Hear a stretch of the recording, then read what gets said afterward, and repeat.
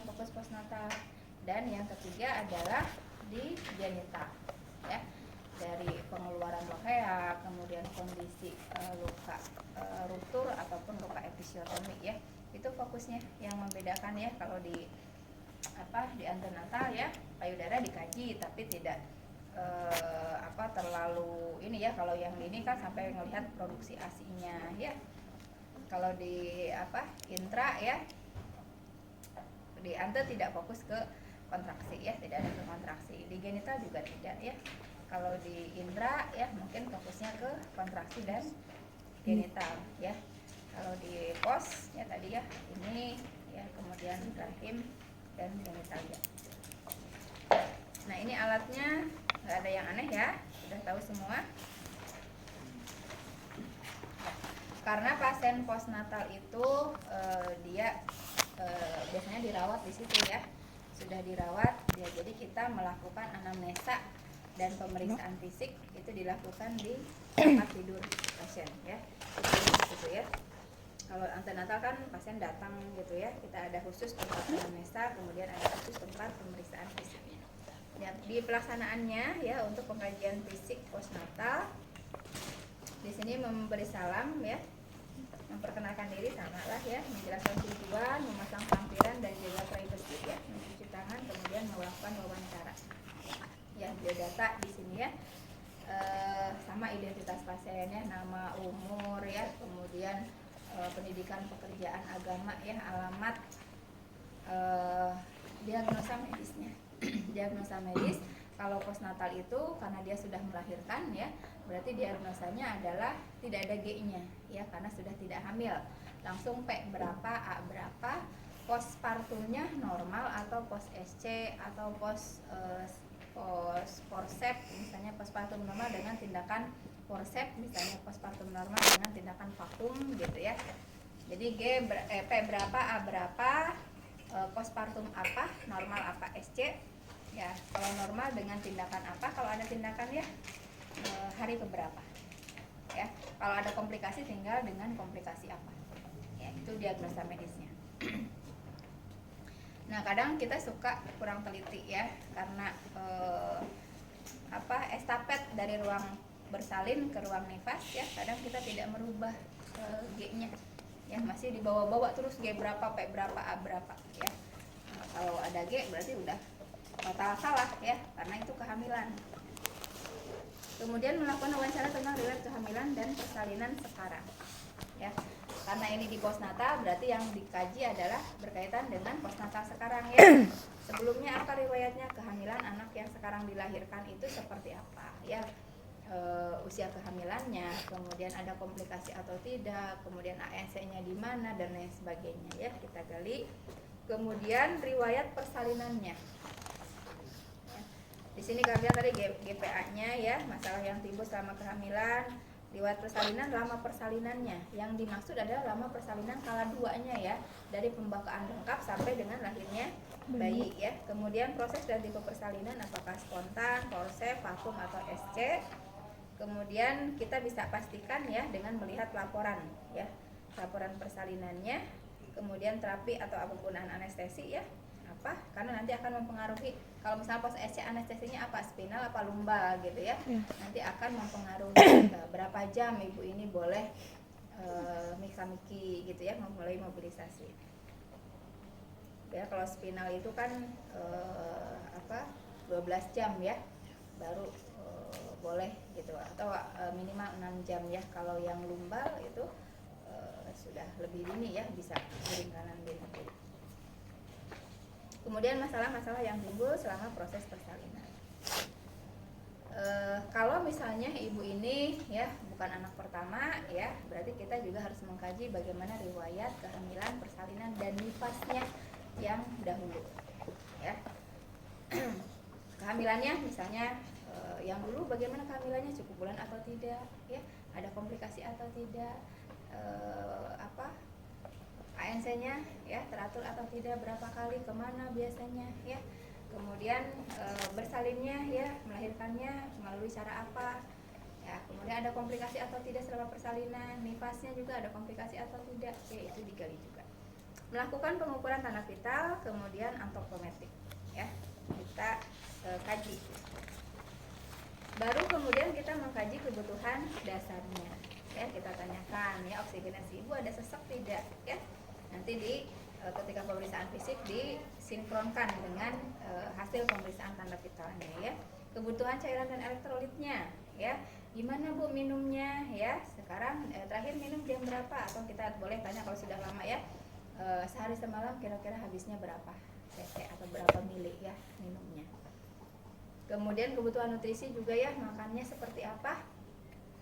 Ya, ini dibandingkan sebelum nifas ya dengan pada saat nifas ini. Sebelum nifas sebenarnya ketika hamil ya seperti apa. Nah, sekarang ketika nifas ini ada perubahan tidak dengan yang sebelumnya? Ya.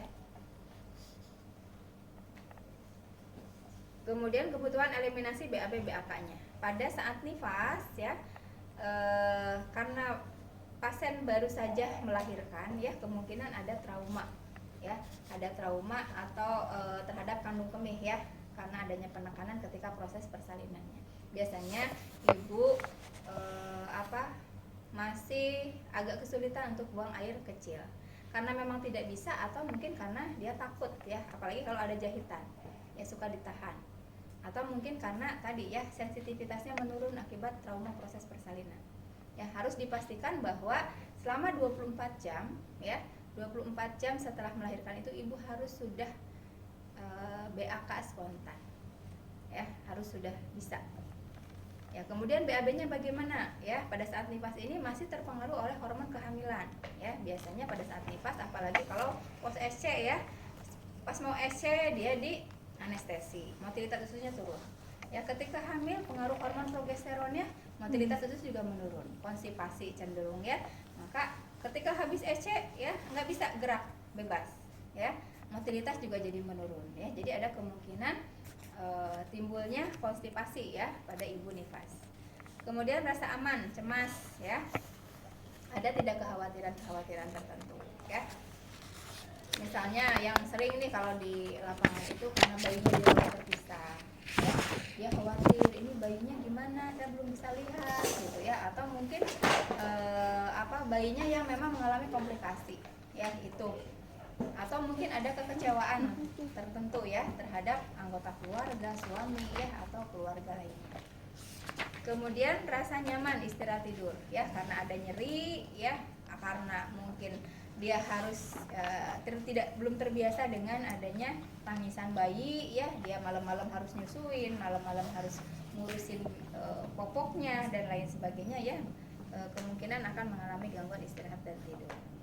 Kemudian kebutuhan seksualitas ya, ini juga harus digali ya, apalagi pada saat nifas kan 40 hari tidak boleh melakukan aktivitas seksual ya. Pada beberapa ibu mungkin ini jadi masalah ya,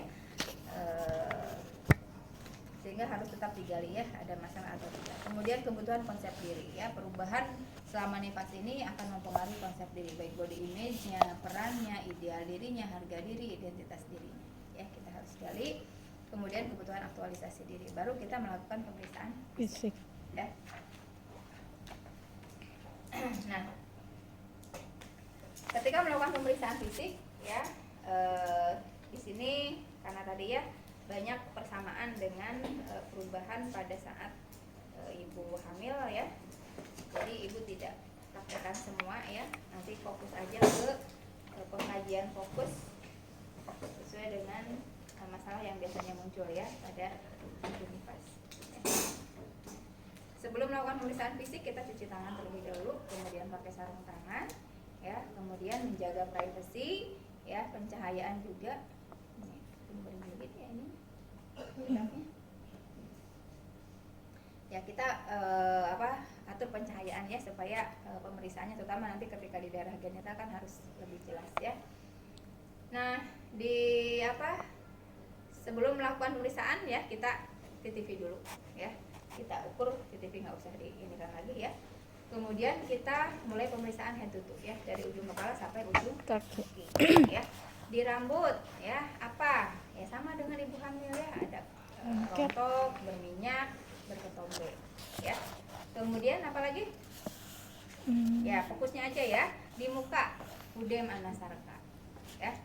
Karena hipertensi ya itu bisa berlanjut sampai dengan nifas juga ya.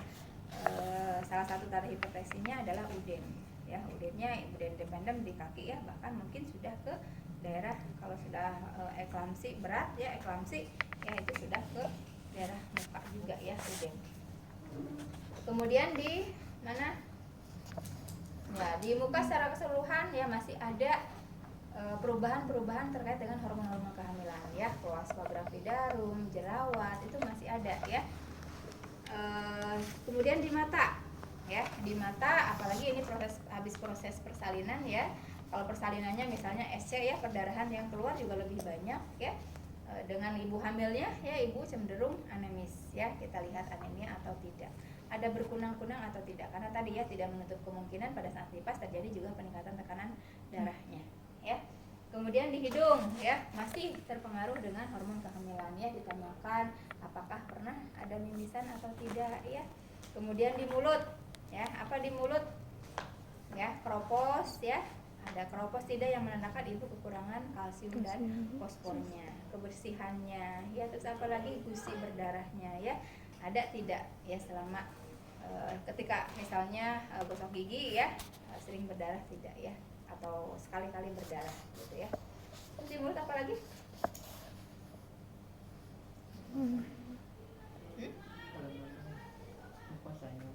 Berapa? Mukosa ya, mukosa, warna mukosanya ya, karena ketika hamil kan cenderung anemia ya, anemia fisiologisnya. Kemudian di telinga sama ya, ditanyakan berdengung atau tidak ya. Kemudian ke leher ya, mungkin juga masih ada pengaruh hormon kehamilan ya, peningkatan melanositnya ya, ada tidak hiperpigmentasi di daerah leher ya. Kemudian pembengkakan kelenjar tiroid ya, walaupun mungkin ketika hamil dia sudah ada pembesaran hipertiroid ya, sedang terapi ya. Ada juga yang memang ketika nifas itu masih belum sembuh ya hipertiroidnya ya. Karena itu memang dipicu oleh metabolisme yang meningkat pada saat ibu hamilnya. Nah, kemudian baru di daerah dada ya. Di daerah dada, jantung paru sama saja ya. Kita fokus ke area payudaranya ya. Kita lihat ya bagaimana perkembangan dari payudaranya ya. Di awal ketika hamil ya, payudara ibu hamil itu akan tumbuh dan berkembang, ukurannya lebih besar ya. Kemudian dilihat juga kebersihannya, daerah areola dan puting susunya ada tidak hiperpigmentasi ya, yang terpengaruh oleh hormon yang meningkat pada saat kehamilannya. Kemudian dilihat juga kondisi puting susunya ya, sudah siap menyusui atau belum ya. Dilihat apakah menonjol, datar, atau mungkin menjorok ke dalam ya. Kemudian dicek juga ya, sudah ada keluaran tidak ya. Boleh kita papasi juga ada tidak, karena pada saat nifas itu sudah mulai kan diproduksi ya. Pada beberapa ibu mungkin hari pertama sudah ada ASI-nya ya, walaupun secara teori ASI itu baru diproduksi pada hari ketiga ya. Jadi hari pertama kedua itu baru kolostrum yang diproduksi ya. Begitu hormon kehamilan itu turun pada saat proses persalinan ya, yang pertama turun adalah progesteron dulu, kemudian mengikuti penurunan kadar estrogen. Jadi ketika estrogen dan progesteron turun pada saat proses persalinan, maka hormon yang lain naik, yaitu prolaktin, hormon menyusui meningkat ya, sehingga produksi ASI mulai diproduksi. Makanya payudara ibu nifas itu akan lebih besar dibandingkan dengan ketika hamil ya, dan lebih lebih penuh ya. Bahkan mungkin ada yang sudah tadi ya, sudah diproduksi air susunya, biasanya kayak bengkak gitu ya, karena bayi ya biasanya hari pertama hari kedua isapannya itu belum terlalu kuat ya, sehingga numpuk ya, ada penumpukan ASI ya di jaringan payudaranya, di saku-saku sakikarusnya ya.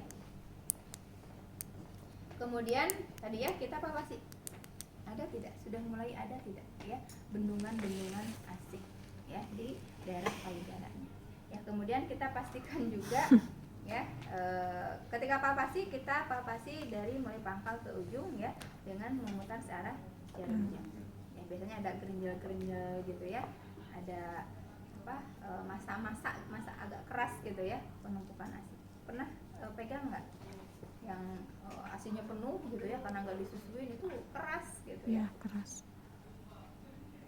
Kita raba gitu ya. Nanti ketika ini ditemukan ya, nanti kita bisa, ini Bu ini keras ya, belum menyusui bayinya gitu, belum Neng, belum boleh misalnya bayinya dirawat di inkubator atau apalah, diperas juga ya, harusnya kan diperas ya kalau misalnya bayinya tidak dirawat gabung ya, supaya tetap ASI ini diberikan kalau memang sudah diproduksi. Kemudian kita pastikan ya, si puting susunya ini ya, ductus lacryferusnya tersumbat atau tidak, sudah diproduksi ASI atau belum ya. Kita regangkan, kemudian pijit areolanya ya, nanti akan keluar cairan yang keluar seperti apa. Kalau misalnya bening agak keruh ya, putih bening agak keruh ya, berarti itu masih kolostrum. Tapi kalau sudah putih susu ya, berarti sudah diproduksi ASI ya. Kita bisa jelaskan, ini udah keluar ya Bu ya, kalau sampai dijelaskan ya, ini namanya kolostrum Bu, baik ya, nanti disusuin untuk anaknya ya, ini kaya dengan zat kekebalan tubuh ya, zat gizinya juga bagus gitu ya untuk kesehatan anaknya. Itu harus terus disusui supaya nanti cepat keluar ASI-nya. Kita jelaskan juga ya, produksi ASI itu memang akan mulai diproduksi pada hari ketiga ya. Walaupun hari ketiga ASI ini baru diproduksi ya, kalau misalnya sudah memungkinkan untuk menyusui, susui aja terus dari ya, supaya perangsangannya ya lebih cepat ya, produksi ASI lebih cepat ya. Yang tadinya harus 3 hari, mungkin sebelum 3 hari sudah keluar karena tadi sering disusui ya. Nah setelah itu kalau misalnya kita menemukan ya, boleh kita sambil langsung edukasi ya, atau mungkin nanti setelah ini saya ajarinnya gimana cara perawatan payudara ini bengkak nih Bu ya, kemudian itu nyeri ya, dan bisa menimbulkan demam ya pada ibunya. Kemudian kalau memang sudah menyusui ya, ibunya sudah ketika kita dapat nih pasiennya sudah hari kedua atau hari ketiga, mungkin sudah belajar menyusui ya, ada tidak lecet-lecet ya, biasanya ada lecet-lecet ya, kita kasih tahu aja ya, ini boleh olesi misalnya dengan baby oil ya ketika tidak menyusui ya, supaya ininya lebih lentur ya. Nanti baru kalau mau menyusui baru dibersihkan kembali gitu ya. Nah tadi ya di awal kita harus memastikan juga ibu ini hari keberapa tadi ya, untuk melihat dia di fase postpartum yang mana. Apakah fase immediate postpartum 24 jam pertama setelah melahirkan ya, apakah di fase early postpartum ya, hari kedua sampai hari ketujuh atau minggu pertama ya, atau di late postpartum minggu kedua sampai dengan minggu ke-6 ya, untuk melihat temuan-temuan pada saat kita pemeriksaan fisik ini apakah normal pada ibu tersebut atau tidak ya. Karena ada beberapa ya, sudah dijelaskan di perkuliahan ya, ada beberapa yang ditemukan pada fase immediate itu hal yang normal. Tetapi kalau hal itu, contoh peningkatan suhu tubuh ya, ketika di immediate suhu tubuhnya naik, itu masih normal sebagai bentuk kompensasi tubuh terhadap kehilangan cairan yang berlebih pada saat proses melahirkannya. Tetapi kalau ditemukan pada fase early atau late postpartum, suhu tubuhnya meningkat, itu tidak normal ya, kita curigai mungkin ada infeksi penyerta lainnya ya. Jadi kita harus pastikan, makanya tadinya di diagnosanya berapa postpartum hari keberapa, untuk menentukan tadi dia fase mana, immediate, early atau late postpartum ya. Nah setelah payudaranya kita tutup, kemudian kita ke abdomen ya, kita buka ya, kita lihat ya Bu ya, ini rahimnya ya sudah ini enggak ya, sudah kembali enggak ke keadaan sebelumnya ya, sebelum hamil ya. Yang dilihat yang dikaji di daerah abdomen ya, kita inspeksi ya, tetap ya sama dengan ibu hamil ya, dilihat biasanya tonus otot abdomennya ini belum kembali sempurna ya, agak kendor gitu ya habis melahirkan. Kemudian dilihat juga lineanya ya, ada tidak linea yang bergerak ya, dari mana ke mana. Kemudian striae-nya, kalau misalnya ibunya memang post SC ya, kita lihat juga luka SC-nya ya, di mana ya, kita sambil nanti dibaca juga laporannya berapa senti gitu ya, insisinya ya.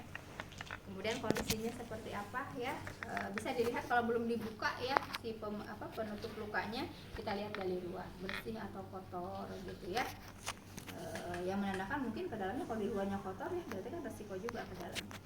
Ibu kan kemarin tuh ada tetangga sih kan abis disesar tuh panjang, terus sama bidannya tuh dikasih serbuk putih kayak gitu. Cek aku teh nggak tahu atuh, cek aku teh biasanya cuma dikasih betadine kata aku teh kalau buat perawatan luka. Terus kayak dikasih apa. Oke ya, setelah dilihat ya kita sama ya, setelah diinsersi kemudian kita juga auskultasi ya di semua kuadran ya, bisa khususnya karena tadi pengaruh anestesi misalnya habis dioperasi ya, kan berpengaruh juga terhadap mobilitas usus, bisa bisik ususnya rendah gitu ya, atau mungkin tadi ya akibat hormon kehamilan mobilitas menurun ya, sama juga rendah ya, kita didengerin di semua kuadrannya ya. Nah kadang ibu postpartum itu kan karena banyak keluhan ya, nyeri dan lain-lain, mobilisasinya agak kurang ya, kadang ada keluhan kembung ya, tadi apalagi ada konstipasi ya. Kalau dilihat dari perubahan fisiologisnya kan pas taking in biasanya egois ya, dia pengen istirahat gitu ya, manusiawi lah gitu ya, pengen istirahat. Tapi kita harus motivasi ya supaya ibu tidak berlama-lama di fase taking in-nya ya, supaya segera bisa ke letting go-nya ya. Kita kasih edukasi ya bagaimana pentingnya mobilisasi untuk penyembuhan luka, untuk proses involusi ya, dan kembalinya fungsi-fungsi tubuh yang lain. Ya kita dengerin, kemudian kita perkusi juga ya, karena ada kemungkinan tadi ya ibu ini kembung ya karena mobilitasnya menurun, atau mungkin juga konstipasi ya. Nah setelah perkusi kemudian baru kita palpasi. Apa yang dipalpasi?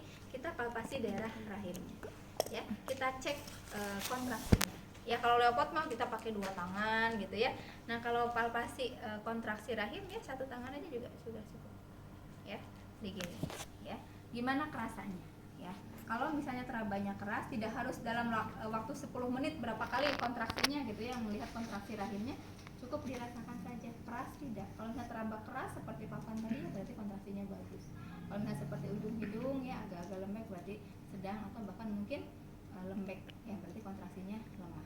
Kemudian kita juga pastikan ya posisi rahimnya itu ada di mana, apakah tetap terpancang di tengah gitu ya, sentral, atau mungkin dia ke samping ya. Untuk kalau misalnya dia ke samping posisinya kayak miring gitu ya, ya kemungkinan tonus otot, terutama ligamen-ligamen yang memancang rahimnya ini kendor ya, jadi tonusnya kurang bagus ya, sehingga si rahim itu tidak tegak seperti ini ya. Ini mana yang lemah ya, lemahnya ke sini berarti dia miring gitu ya. Kita melihat. Kemudian kita cek juga tinggi fundusnya ada di mana ya.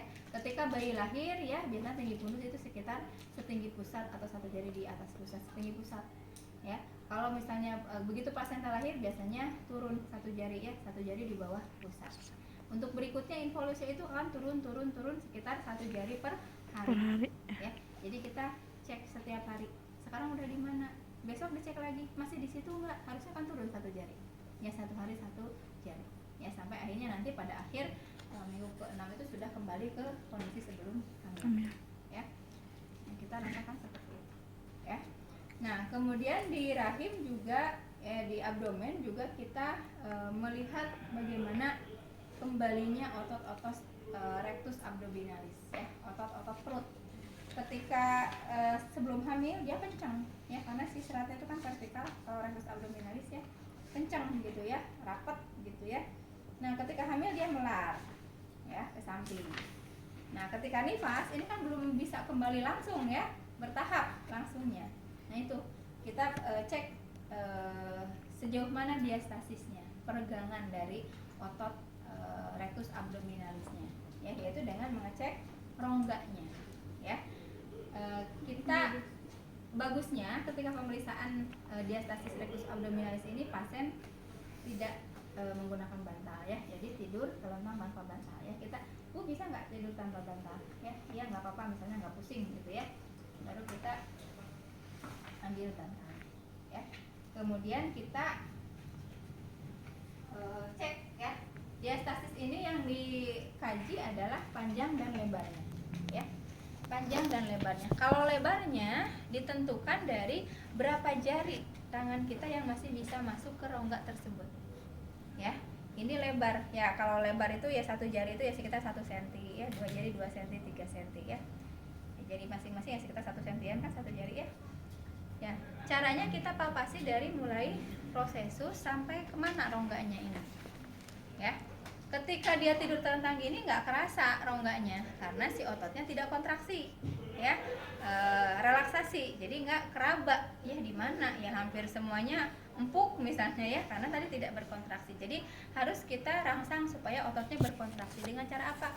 Ibunya disuruh bangun seperti sit up 30-45 derajat. Kalau dia bangun, nah otomatis kan ini kontraksi. Jadi si otot ini akan tek ke tengah.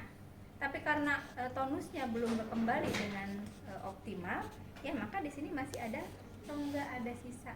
Itu yang disebut dengan diastasis rectus abdominalis, ya. Nah, ketika pemeriksaannya, karena ibu jangan terlalu lama bangun ya, karena dia nahan nafas. Ya, makanya kita harus sudah siap di prosesusnya. Kemudian ibu bangun, Bu, bangun, ya, langsung dirasakan sampai mana. Tak, ya, Bu tidur lagi, ya. Nanti lebarnya tadi ya seberapa, kita agak ke dalam ya, agak ke dalam, ditekan ke dalam ya. Nanti akan kerasa seperti otot ngejepit gini, ya. Nah tangan kita basuknya berapa jari? Ya sekian lebarnya, misalnya 2. Nah panjangnya tadi ya dari mana ke mana kita perkirakan aja berapa senti. Ya berarti sekian kali sekian. Ya. Kenapa harus diukur diastasis rectus abdominalis ini? Untuk melihat tadi bagaimana kontraksi rahimnya. Ya. Kontraksi rahim bagus berarti nanti proses involusio juga akan bagus, ya. Perdarahan juga tidak akan terjadi ya karena rahimnya bagus kontraksinya. Selain kegunaan kita mengetahui rectus abdominalis, selain kegunaannya untuk estetika ya, untuk melihat ini udah kencang belum ototnya ya. Ya tadi ya yang utama itu adalah untuk melihat kontraksinya, ya bagus atau tidak. Oke, setelah rectus abdominalis ya, kita langsung ke bawah ya, kita tutup lagi ya, kemudian kita periksa daerah ekstremitas ya. Daerah ekstremitas ya sama ya, kita lihat ada udem atau tidak, ada varises atau tidak ya, kemudian dicek juga common sign-nya ya, ada tromboflebitis atau tidak. Nah sudah diajarin ya, ininya ditekuk, ininya nyeri tidak. Ya jangan lupa ibu hamil, kalau ibu nifas itu kan banyak nyerinya ya. Kalau di SC nyeri di perut, kalau ada epis nyeri di sini, semua nyeri. Ya jadi harus dilokalisir nyerinya. Bu, nanti rasakan ya. Ini saya mau ngecek ya ibu, sirkulasi darahnya lancar atau tidak. Ya di sini ya Bu ya, di betis ini. Ya. Nanti ketika saya tekuk kakinya ibu nyeri nggak betisnya. Gitu ya. Jadi dilokalisir. Ya jangan sampai nyeri nggak Bu, nyeri tapi nyerinya ternyata di sini, gitu ya.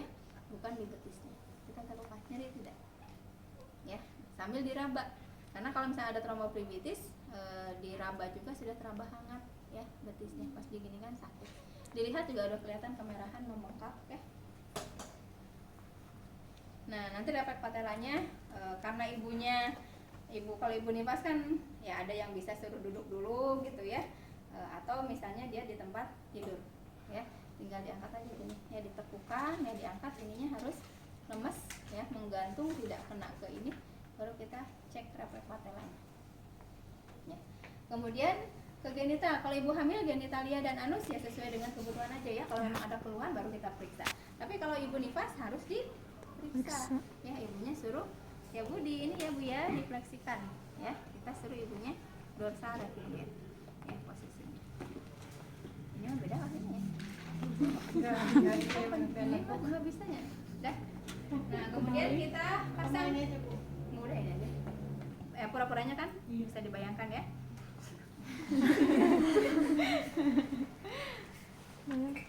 Ya kita pasang ya, siapkan kapas sublimatnya ya, kemudian bengkoknya, dan kita pasang sarung tangan lagi ya, khusus untuk darah genital.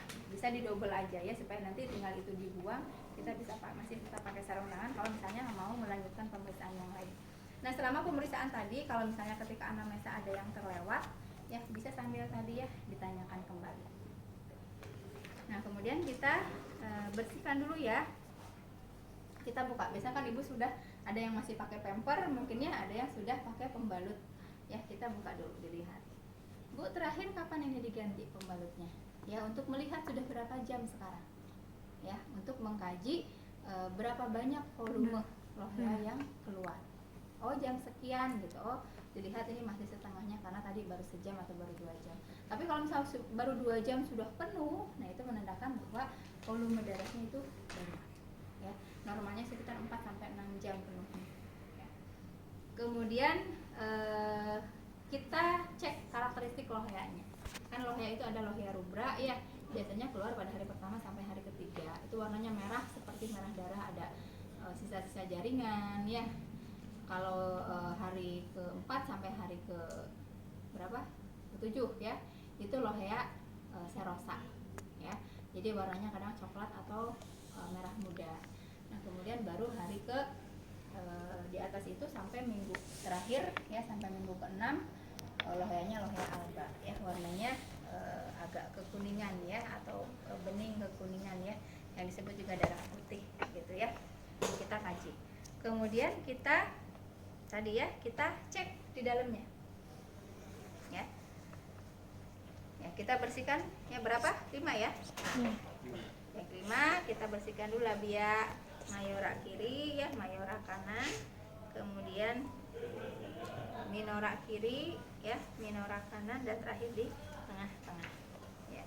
Sama, kita kayak periksa dalam, masuk tangan ke dalam ya. Kemudian nanti keluarin ya, kalau ada stol-stol atau gumpalan-gumpalan darah ya. Sambil kita juga nih di rangsang ya kulitnya, digini-gini, dimasas ya, biar kontraksi.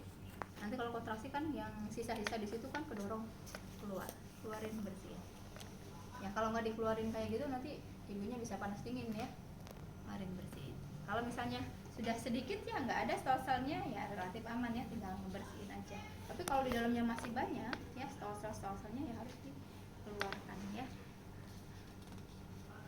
Nah setelah itu boleh kita misalnya, kan tadi udah banyak keluarannya, kita bersihkan lagi ya. Kemudian kita kaji jahitan kalau misalnya ada ruptur ya, ruptur, robekan ataupun episiotomi. Kita lihat kalau posisi dorsal recumbens gini nggak jelas kelihatannya ya, jadi kita anjurkan untuk posisi sim ya, ibunya ditekuk, ininya ibunya dimiringkan ya, tangannya disilangkan di perut ya, ibunya dimiringkan gitu ya. Nah kita lihat ininya kemana Pak bisa ya, yang ya udah ya gitu aja ya. Kita lihat di lukanya itu yang dilihat adalah redanya ya, reda REDA ya. R-nya redness, kemerahan ya, reda ini adalah tanda-tanda infeksi. R-nya ada kemerahan tidak? Redness ya.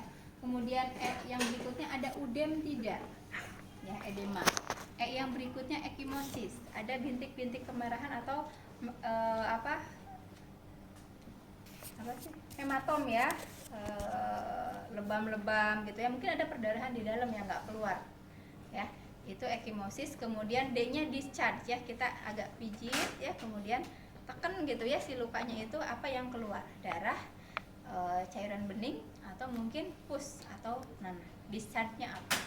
Kemudian A-nya adalah approximation atau approximately, yaitu bagaimana pertumbuhan jaringannya, bagus nggak, tumbuh tidak, atau mungkin malah terbuka, wound dehiscent ya, keluar gitu ya, sehingga harus di rehecting ya, harus dijahit ulang. Itu biasanya ditemukan pada pasien yang memang mengalami infeksi ya. Banyak ya ibu kalau tidak diedukasi sebelumnya ya, yang diedukasi pun kadang males ya ngebersihin darah karena mungkin takut gitu ya, takut kena jahitannya atau takut perih, akhirnya nggak dibersihkan gitu, jadi cuma ganti ini ya, banjur ya, pasang lagi ya, jadi begitu ini infeksi ya. Dan kalau sudah infeksi, apalagi kalau ada luka tadi ya, harus dijahit ulang ya biasanya ya. Itu dilihat ya, kalau misalnya tidak ada, redanya negatif semua ya, berarti tidak ada tanda infeksi ya. Itu yang fokus ya pada ibu hamil ya, daerah sini ya harus tadi ya dikaji. Ibu nifas ya? Ibu hamil, ibu nifas ya.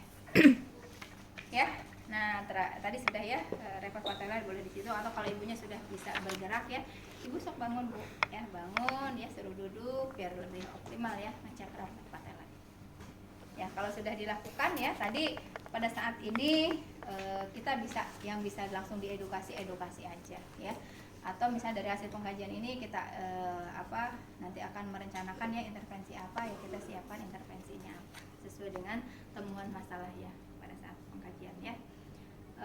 Jangan lupa ya, setelah tindakan ini ya kita kasih tahu ya, informasikan ke pasien hasilnya seperti apa. Bu, tadi saya sudah periksa, sudah bagus ya, rahimnya juga ini sudah bagus penurunannya ya, kontraksinya juga bagus gitu ya. Apalah, sebutkan aja seadanya ya yang ditemukan seperti apa. Ya, kalau ada kekurangannya apa ya nanti kita ini ya Bu ya. Saya tadi putingnya ya ini. Ya, kita nanti saya ajarin ya bagaimana cara perawatan payudara ya, koreksi puting susu. Nah, kemudian gimana Bu ya, udah tahu ya hasilnya, gimana perasaannya gitu, boleh ditanyakan. Oh, senang. Kalau nggak ada apa-apa, ada yang mau ditanyakan nggak apa gitu ya. Kita tanya, kita persilahkan Ibu untuk berikan kesempatan untuk bertanya. Nah, setelah itu baru kita ucapkan terima kasih ya, salam. Kemudian jangan lupa kita dokumentasikan hasil pengkajian ya. Itu untuk pemeriksaan pengkajian antenatal. Nggak ada yang mau